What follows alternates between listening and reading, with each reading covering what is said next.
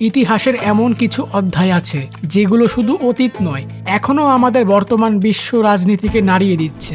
আজ আমরা প্রবেশ করব এক রক্তাক্ত, নির্মম ও বিভীষিকাময় অধ্যায়ে, যা 3 শতাব্দী ধরে পৃথিবীর মানচিত্র বদলে দিয়েছিল। এটি শুধু যুদ্ধ ছিল না, এটি ছিল ধর্মের নামে যুদ্ধ, যেখানে হাজারো মানুষ ক্রুশ চিহ্ন বুকে পড়ে লড়েছিল এক বিশ্বাসের জন্য। এই যুদ্ধের নাম ক্রুসেড। 1095 থেকে 1291 খ্রিস্টাব্দ, প্রায় 300 বছর। কেন শুরু হয়েছিল এই ভয়াবহ সংঘাত? কে দায়ী ছিল? এবং এই যুদ্ধের পর কিভাবে পৃথিবী বদলে গিয়েছিল? চলুন আজ আমরা সেই ইতিহাসের গভীরে প্রবেশ করি। ক্রুসেড কি ও তার ধর্মীয় পটভূমি। ক্রুসেড অর্থ ধর্মযুদ্ধ। জেরুজালেম নামের এক শহরকে কেন্দ্র করে ইউরোপের খ্রিস্টানরা এবং প্রাচ্যের মুসলমানরা এক ভয়াবহ সংঘাতে জড়িয়ে পড়ে। এই শহরটা এত গুরুত্বপূর্ণ কেন জানেন? কারণ এটি 3টি প্রধান ধর্মের কাছে পবিত্র জায়গা, ইহুদিদের জন্য, খ্রিস্টানদের জন্য আর মুসলমানদের জন্য। ইহুদিদের জন্য এই শহরটি অত্যন্ত পবিত্র, কারণ এখানে সুলাইমান আলাইহিসসালাম হাইকালে সুলাইমান নির্মাণ করেছিলেন। এর যে অংশটুকু অবশিষ্ট আছে তাই আজকের ওয়েলিং ওয়াল বা অশ্রু প্রাচীর। খ্রিস্টানদের জন্য এটি সেই স্থান যেখানে যীশুখ্রিস্ট জন্মগ্রহণ করেন এবং ক্রুশবিদ্ধ হন। আর মুসলমানদের জন্য এখানে অবস্থিত মসজিদুল আকসা, ইসলামের প্রথম কিবলা। এখান দিয়েই নবী করিম সাল্লাল্লাহু আলাইহি সাল্লাম মিরাজে গমন করেন। খলিফা হযরত ওমর রাদিয়াল্লাহু তাআলা আনহু এর সময় জেরুজালেম মুসলমানদের দখলে আসে। কিন্তু 71 শতাব্দীর শেষের দিকে ইউরোপের খ্রিস্টান বিশ্ব এই শহর পুনরুদ্ধারের নামে শুরু করে শতাব্দীব্যাপী যুদ্ধ, যা ইতিহাসে পরিচিত ক্রুসেড নামে। ক্রুসেডের মূল কারণ, এই যুদ্ধের পিছনে শুধু ধর্মীয় কারণ ছিল না, বরং লুকিয়ে ছিল রাজনৈতিক, অর্থনৈতিক ও সামাজিক বহু কারণ। প্রথম কারণ ছিল ধর্মীয় গুরুত্ব। খ্রিস্টানদের বিশ্বাস ছিল জেরুজালেম তাদের পবিত্র ভূমি, তারা চেয়েছিল অবিশ্বাসীদের হাত থেকে তাদের ভূমিকে মুক্তি করতে। দ্বিতীয় কারণ ছিল মুসলিম সভ্যতার উন্নতি। মুসলিমরা তখন এক বিশাল সাম্রাজ্যের অধিপতি ছিল। বাগদাদ, দামেস্ক, কায়রো এইসব শহর ছিল জ্ঞান, বিজ্ঞান ও সংস্কৃতির কেন্দ্র।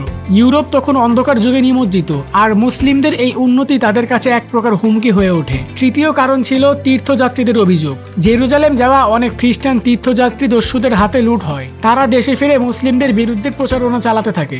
এক ভিক্ষু তখন গাধায় চড়ে শহরে শহরে ঘুরে মানুষকে ধর্মযুদ্ধের জন্য আহ্বান জানায়। তার হাতে ছিল ক্রুশ, চোখে উত্তপ্ত আগুন। চতুর্থ কারণ ছিল পোপের আহ্বান।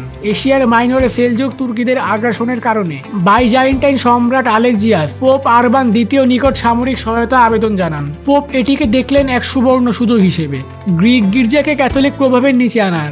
1095 সালে ফ্লারমন শহরের বিশাল সভায় তিনি ঘোষণা দিলেন, পবিত্র ভূমির পথে বেরিয়ে পড়ো, অবিশ্বাসীদের হাত থেকে তা ছিনিয়ে আনো।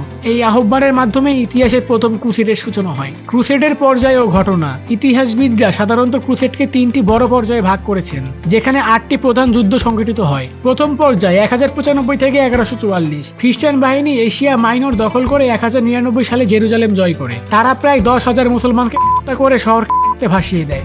জয়ী হয়ে ইউরোপীয়রা গঠন করে 4টি ল্যাটিন রাষ্ট্র, এডিসা, অ্যান্টিওক, ত্রিপলি এবং জেরুজালেম। কিন্তু অতি শীঘ্রই ইতিহাস বদলায়। আলোপ্পার শাসক ইমামউদ্দিন জঙ্গি একে একে সিরিয়া, হামা ও মসুল দখল করে। 1144 সালে তিনি সিরিয়া পুনরুদ্ধার করে খ্রিস্টান ভীত করে তোলেন। এই ঘটনায় দ্বিতীয় ক্রুসেডের জন্ম নেয়। দ্বিতীয় পর্যায়ে 1144 থেকে 1193 ইমামউদ্দিনের মৃত্যুর পর তার পুত্র নুরউদ্দিন জঙ্গি আলেপ্পোর সিংহাসনে বসেন। পোপ নতুন করে ধর্মযুদ্ধ ঘোষণা করেন। ফ্রান্সের রাজা লুই সপ্তম ও জার্মানির কনরাড তৃতীয় বিশাল বাহিনী নিয়ে পূর্বে আসে, কিন্তু নুরউদ্দিনের বুদ্ধি ও সাহসে তারা পরাজিত হয়। এরপর ইতিহাসে এক নতুন নাম অমর হয়ে যায়, সালাহ উদ্দিন আইয়ুবী। তিনি মিশর ও সিরিয়া একত্রিত করে ইসলামী জোট গঠন করে। 1187 সালের 4 জুলাই সংঘটিত হয় বিখ্যাত হিটিনের যুদ্ধ। সালাউদ্দিনের বাহিনী 20,000 ফ্রাঙ্ক সৈন্য পরাজিত করে। জেরুজালেম পতনের সংবাদ ইউরোপকে কাঁপিয়ে দেয়। তৃতীয় পর্যায় সালাউদ্দিনের জয়ে উত্তাল হয়ে ওঠে ইউরোপ। ইংল্যান্ডের রিচার্ড দ্য লয়েনহার্ট, ফ্রান্সের ফিলিপ অগাস্টাস নতুন করে আক্রমণ করে, কিন্তু সালাউদ্দিনের দৃঢ় প্রতিরোধে তারা ব্যর্থ হয়। অবশেষে 1192 সালে রিচার্ড সালাউদ্দিনের সাথে সন্ধি করে দেশে ফিরেন। এরপরে ক্রুসেড চলতে থাকে, 4র্থ থেকে 8ম পর্যন্ত। ফ্রান্সের রাজা নবম লুই 1244 সালে মিশর আক্রমণ করলে বন্দী হন। শেষমেশ 1291 সালের মধ্যে মুসলমানরা সব এলাকা পুনরুদ্ধার করে। 3 শতাব্দীর রক্তপাতের ইতি ঘটে, কিন্তু ক্ষয় রয়ে যায় সভ্যতার বুক জুড়ে। ক্রুসেডের ফলাফল ও প্রভাব। 3 শতাব্দীর এই যুদ্ধে ছিল ধ্বংসের প্রতীক, লাখো প্রাণহানি, অগণিত শহর ধ্বংস আর ধর্মের নামে রক্তের নদী। কিন্তু এই সংঘাত থেকে জন্ম নেয় নতুন ইউরোপ। পোপের ক্ষমতা হ্রাস।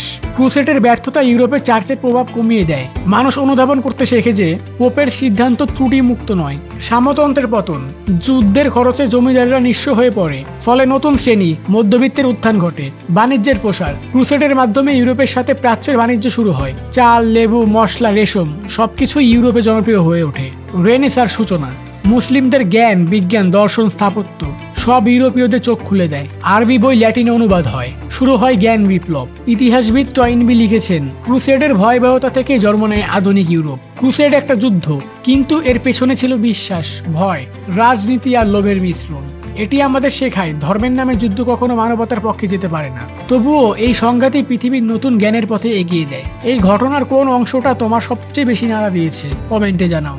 আর এরকম বিশ্লেষণমূলক ইতিহাস এবং ট্রেন্ডিং ইস্যুর ভিডিও পেতে চাইলে চ্যানেলটিকে সাবস্ক্রাইব করো।